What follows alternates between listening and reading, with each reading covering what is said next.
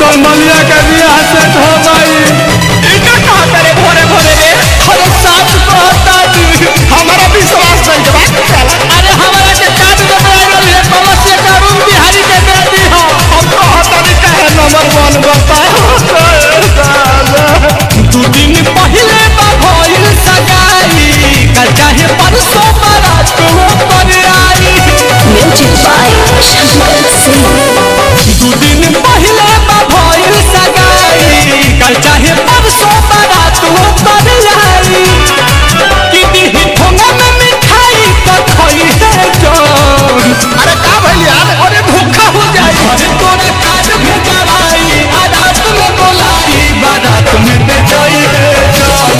अरे तोरा काज भेजवाई रात में बोलाई बारात में ते जाई है जोर। हमर ज्ञान ही हम जइबे करम तो जइबा त भोगी हा।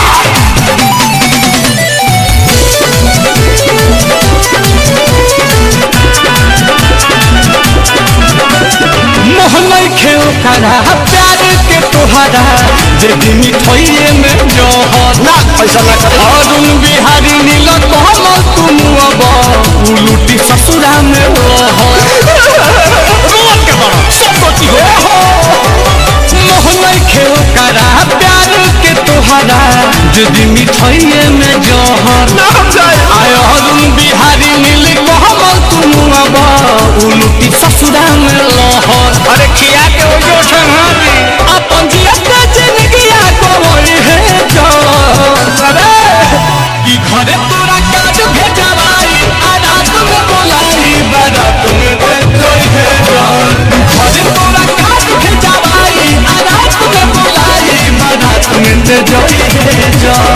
ए शंकर भैया बड़ी हमरे के मानले हो करबे तो हम ना दिया साले उजे गइबा तब उते करबा।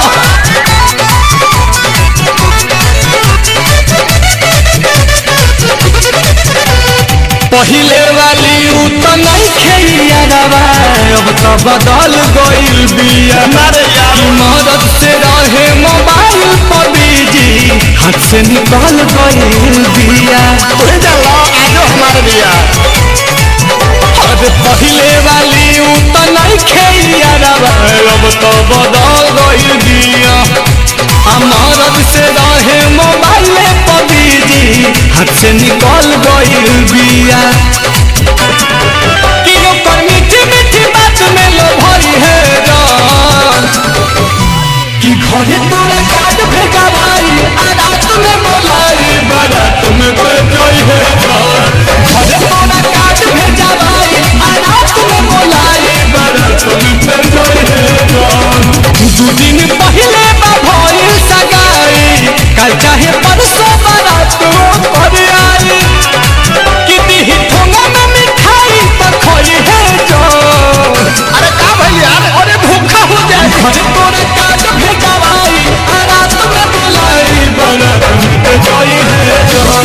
घरे तोरा काज भेजवाई रात में बोलाई बारात में ते जाई है जोर। आजो ओकरे चक्कर में 20 गो अगुआ फेर देनी देता था बुलाती है मगर जाने का नहीं।